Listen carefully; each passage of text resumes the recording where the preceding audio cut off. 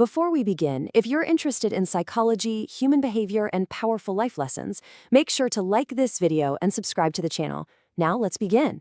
Hello everyone and welcome to This Explainer. Today we're looking at an object that is probably sitting in a dark drawer somewhere in your house right this very second. Your passport. We tend to think of it as just a boring piece of bureaucracy, right? Just a little booklet you only remember to frantically check right before a big trip. But what if I told you that this little book has a surprisingly intense, high-stakes history deeply rooted in human psychology?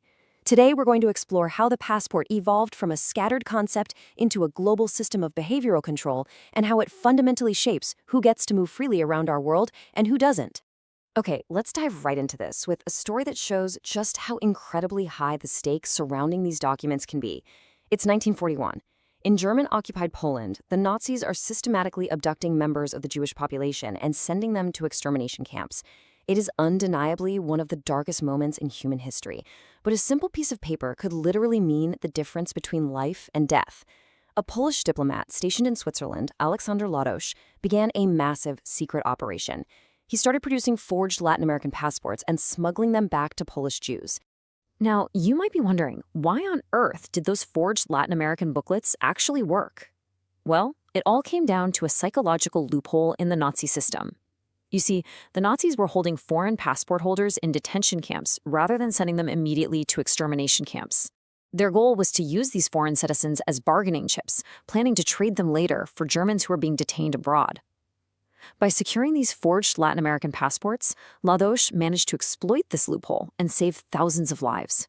It's a profound, really chilling reminder of the sheer power a simple travel document can hold over a human life. Section 1. Before the booklet, a fluid world. If we look back, we realize the concept of mandatory, standardized passport is actually a relatively new invention. For the vast majority of human history, the world was just much more fluid.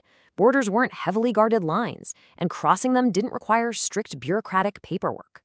When travel documents did exist in the past, they were incredibly fragmented.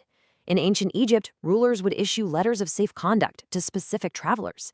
If we jump forward to Han China or Tudor England, foreigners might be given specific travel passes to move around.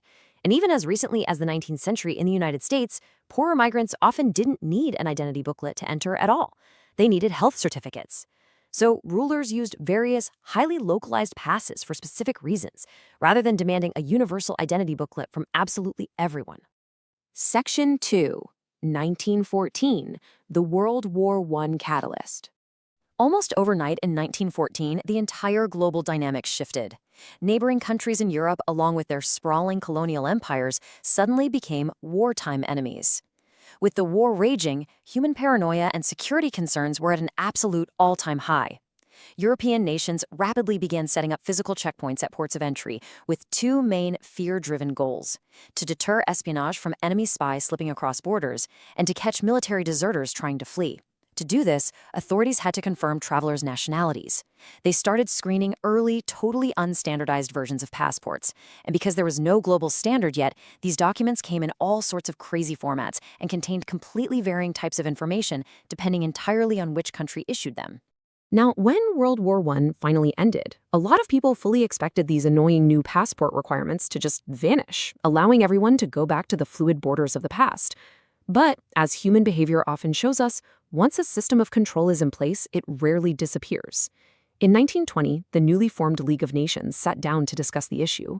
They were facing three massive global crises. They needed to safeguard national security in a fragile post-war world, prevent the spread of post-war epidemics, and manage the massive, chaotic movement of refugees. Because of these overwhelming anxieties, they made a pivotal decision. They opted to temporarily keep the passport system in place. To make travel a bit easier and less chaotic, the League established international guidelines to standardize the system. First, they defined the standard passport. They recommended a booklet of a standard size and layout written in both the issuing country's language and in French. That established who you were. But crucially, they separated this from visas. The League left countries entirely free to dictate their own visa rules. The visa is the legal permission that actually dictates if you can enter, how long you can stay, and what you're fundamentally allowed to do, like work or study. Remember how I said the system was meant to be temporary? Well, by the time the League of Nations met again in 1926, the global mindset had shifted permanently. The momentum to abolish passports was completely gone.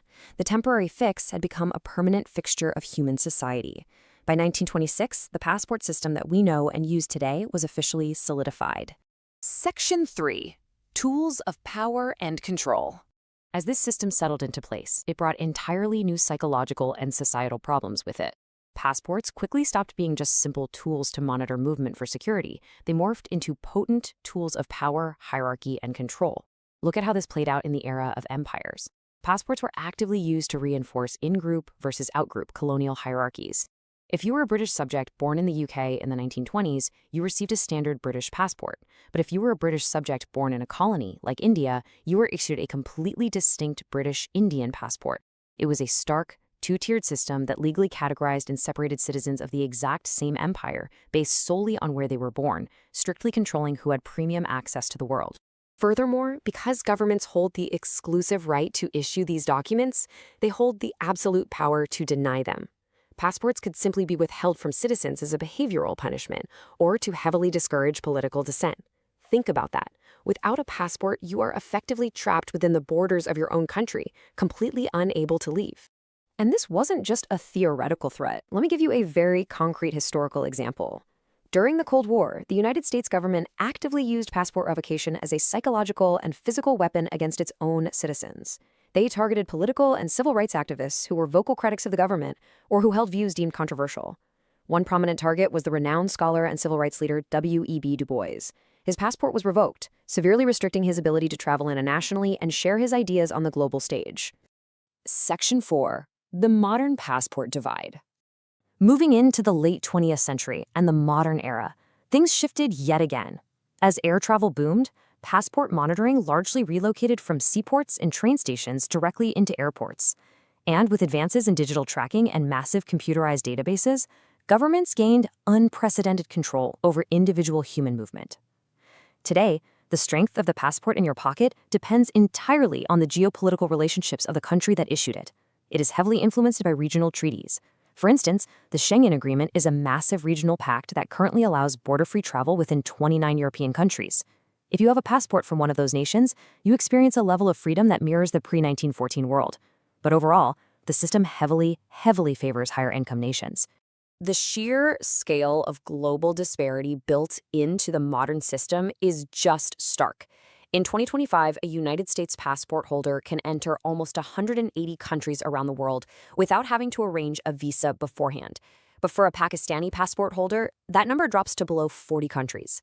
This represents a massive disparity in global mobility based entirely on citizenship, predetermining which individuals have open access to international travel and which face significant, incredibly stressful, bureaucratic barriers.